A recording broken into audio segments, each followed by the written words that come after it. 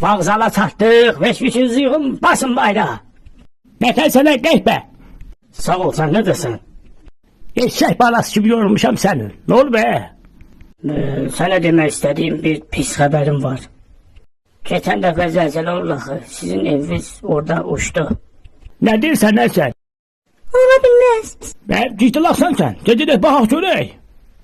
Var yoxla əllə, gelib görsəm zarafat edirsən, götüb ağac soxacam sənin.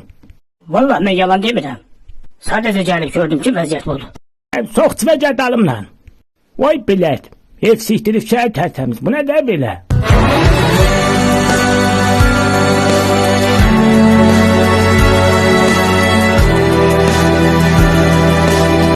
Nə pox yiyəcəm mən indi? Olaya hiss olmayıb. En azından orada qalmaq olar. Torlada sənin mamandan atan qalar. Hətta hara gedirsən? Yanağımdan öpərdin də. Az 2 dəqiqə dilini sox götünə görüm, uşaq yoxa çıxıb görüm hardadır bu? Narahat olma. Bax gözümü yumuşam, əlimi də qoymuşam sənin ürəyin başına. Ay it oynamağa yer tapmırsan. Mən indi bunu nətər qaldıracağım. Gözə görüm hə. Hey, nə kim qal? Oy bilət. Ay, götümü deşiyi aralandı. Bu nə olur be belə? Sən də girməyə yer tapmadın bala. Sallaş görüm bala, sallaş bu niyə qopmadı? Kimə belə sallaşsam indi işimi qopmuşdu.